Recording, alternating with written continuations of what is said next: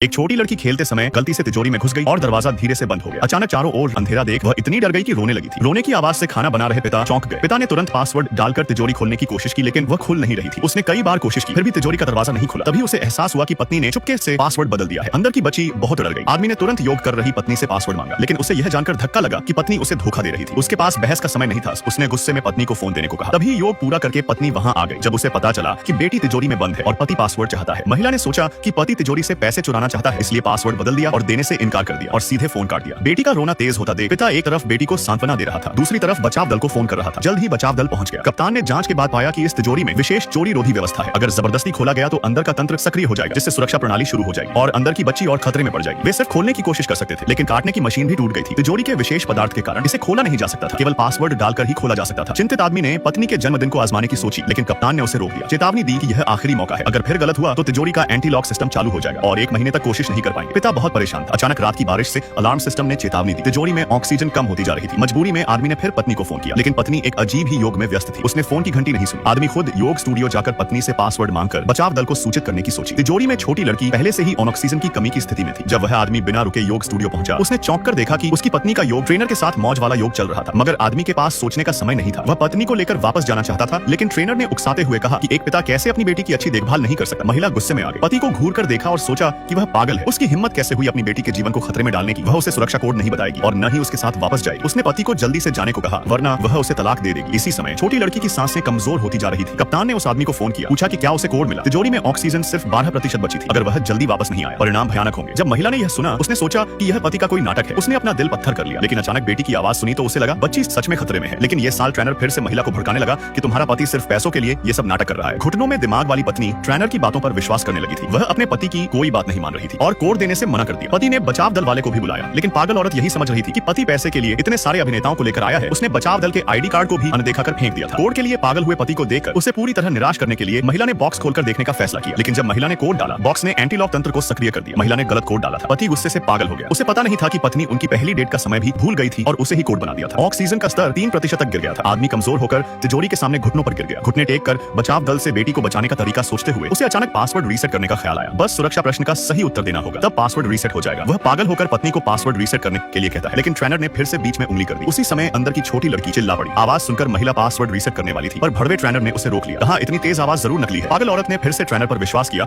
और password reset नहीं करने का फैसला किया। अब केवल 1% ऑक्सीजन बची थी। पति ने गुस्से में ट्रेनर को मारा, पर वह पत्नी की नजर में गुंडा बन गया था। उसने उसे ट्रेनर से माफी मांगने को कहा। ऑक्सीजन खत्म होने पर आदमी ने अपना सम्मान छोड़ दिया और ट्रेनर के सामने घुटने टेक दिए थे। संतुष्ट होकर पत्नी पासवर्ड रीसेट करने गई। उसने बेटी का जन्मदिन सेट किया। तिजोरी खुलते ही पत्नी के होश उड़ गए, लेकिन अब बहुत देर हो चुकी थी।